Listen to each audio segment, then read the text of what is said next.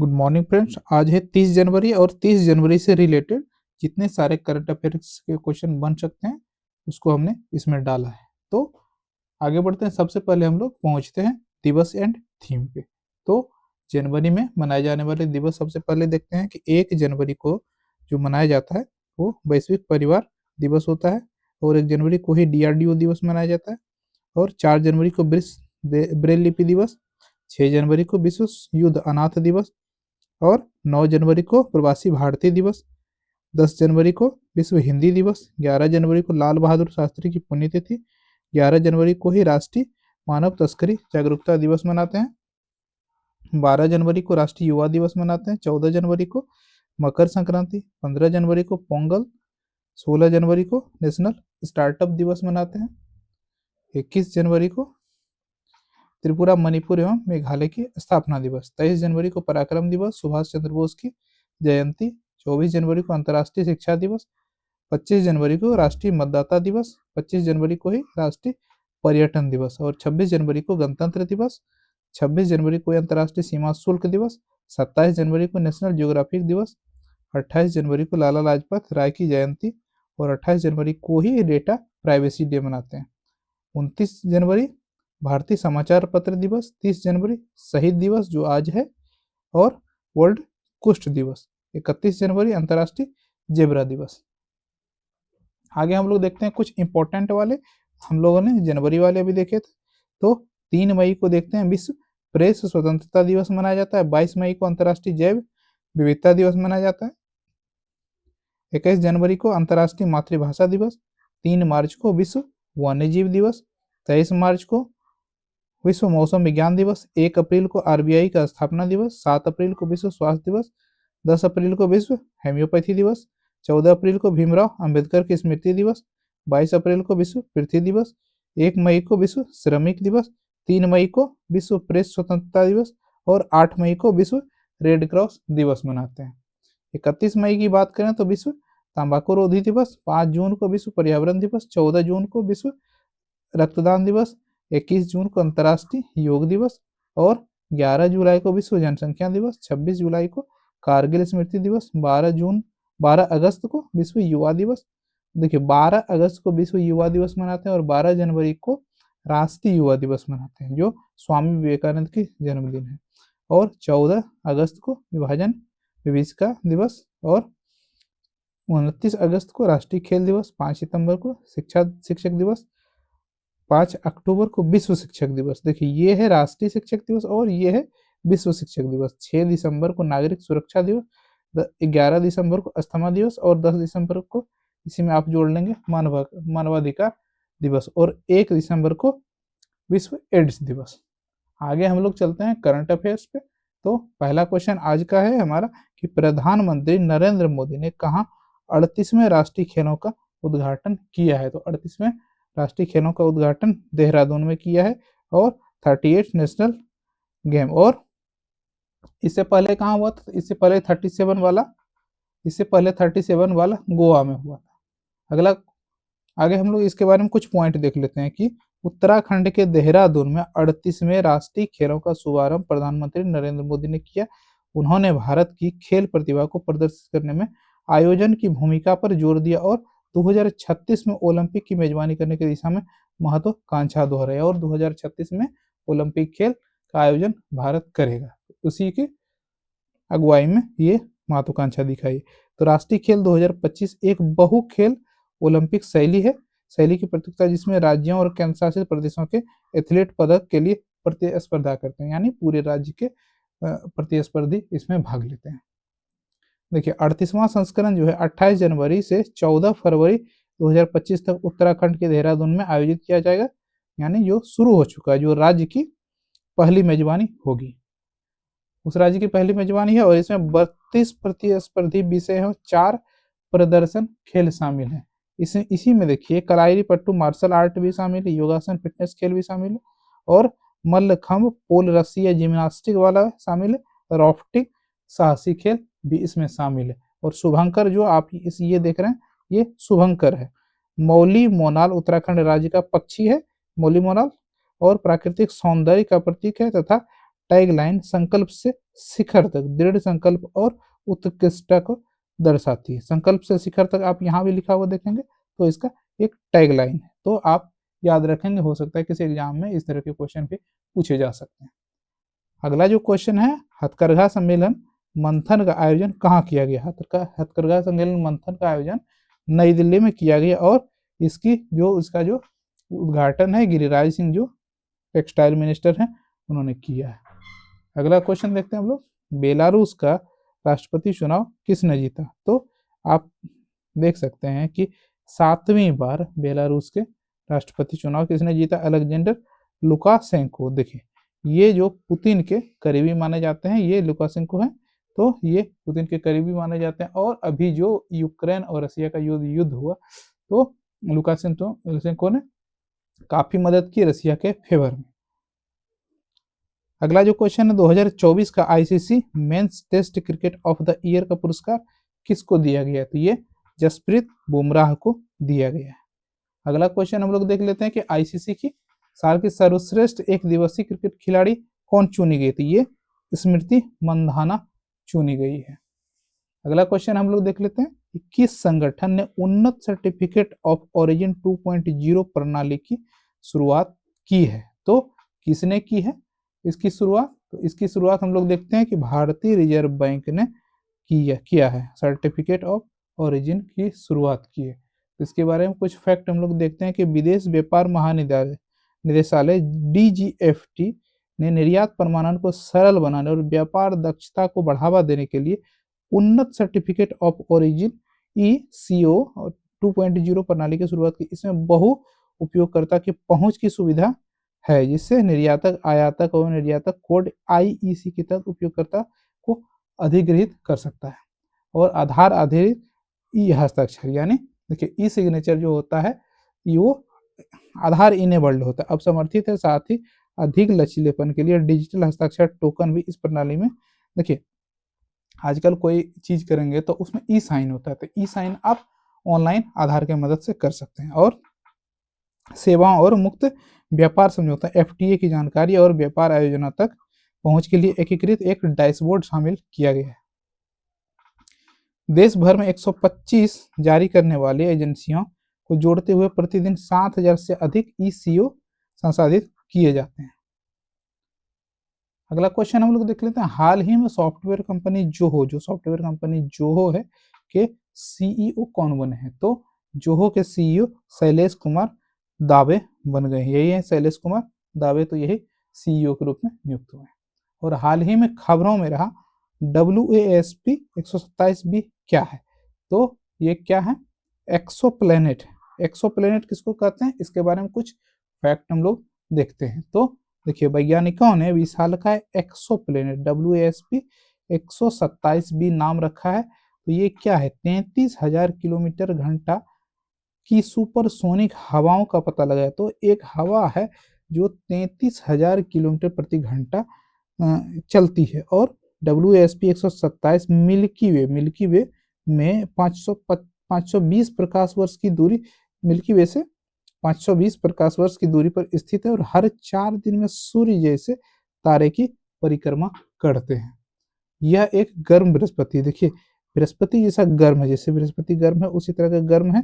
आप यहाँ देख पा रहे होंगे कि पृथ्वी सूर्य की दूरी केवल 5%, पृथ्वी सूर्य की दूरी का केवल 5% परिक्रमा करता है, जिसका एक पक्ष हमेशा अपने तारे की ओर होता है। इसका वायुमंडल 2060 डिग्री फ़ारेनहाइट तक पहुंच जाता है और इसमें हाइड्रोजन, हीलियम, कार्बन मोनोऑक्साइड और पानी होता है।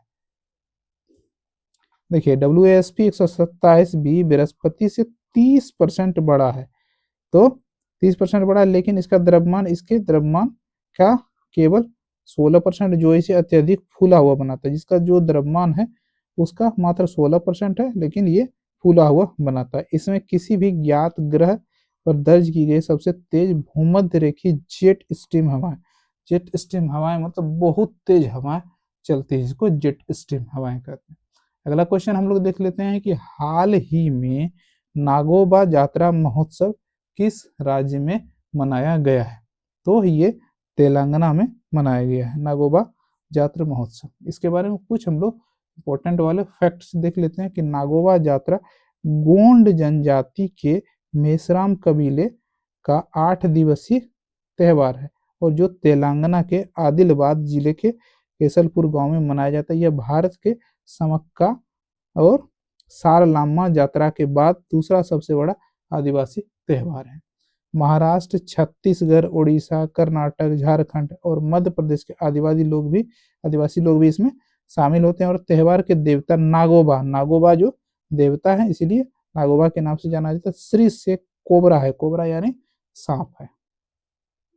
अनुष्ठानों में गोदावरी नदी से पवित्र जल लाना और भेंटिंगा समारोह में शामिल है, जहां नई दुल्हनों को कबीले से मिलवाया जाता है और गोंड जनजाति के नर्तकों द्वारा किए जाने वाले गुसाडी नृत्य एक प्रमुख आकर्षण, गुसाडी नृत्य इसमें किया जाता है जो कि प्रमुख आकर्षण का केंद्र है। तो आप देख सकते हैं मंदिर है, इसमें पूजा अर्चना जल चढ़ाया जाता है। कि हाल ही में किसे youngest map genius of India का अवार्ड का खिताब मिला है, तो सक्षम ठाकुर को मिला है। ये सक्षम ठाकुर जो है 5 वर्ष का बालक है और इसको मिला है ये खिताब। क्यों मिला है? क्योंकि ये बच्चा मतलब मैप देखने के बाद कोई भी इसको कंट्री का नाम पूछा जाए तो वो तुरंत पॉइंट आउट कर देता है कि मैप पे कहाँ है, तो इसीलिए youngest map genius of India का अवार्ड इसको सक्षम ठाकुर को 5 साल का जो है उसको दिया गया है। Senior national table tennis championship 2025 में पुरुष और महिला एकल खिताब किसने जीता? तो पुरुष और महिला का एकल खिताब किसने जीता है? ये मानुष शाह और दिया चितले हैं, इन्होंने जीता है। तो इसके बारे में कुछ फैक्ट देख लेते हैं कि मानुष शाह ने फाइनल में पायस जैन को 4-1 से हराकर senior national table tennis championship 2025 में पुरुष एकल खिताब जीता है और पायस जैन ने इससे पहले सेमीफाइनल में ओलंपियन साथियान ज्ञानशेखरन को हराया था और हरा के वो फाइनल में पहुंचे थे। दिया चितले ने 2 बार की चैंपियन जो सृजा अकुला रही थी उनको हराकर रोमांचक हार जो 4-3 से फाइनल में हराकर महिला एकल का खिताब जीत लिया। और दिया और सृजा ने सुहानी सैनी और पृथ्वी चक्रवर्ती को 3-2 से हराकर महिला युगल का स्वर्ण भी जीता था। देखिए आकाश पाल, पोइमती बैसिया, जस मोदी, तनिषा केटेचा के खिलाफ 3-0 से मिश्रित युगल का खिताब जीता और पीवी अभिनंदन प्रेस राजा सुरेश 3-1 के जीत के साथ पुरुष युगल का खिताब जीता है। हाल ही में कहाँ के एसपी कार्यालय को ISO 9000 2015 का प्रमाण पत्र मिला है? तो ये कहाँ को मिला है? ये कौशाम्बी को मिला है। कौशाम्बी कहाँ है? तो मध्य प्रदेश में है। आगे देखते हैं, हाल ही में रेलवे ने कितने किलोमीटर से अधिक ट्रैक को अपग्रेड किया है, यानी एडवांस किया है? तो 23,000 ट्रैक को अभी हाल ही में रेलवे ने अपग्रेड किया है।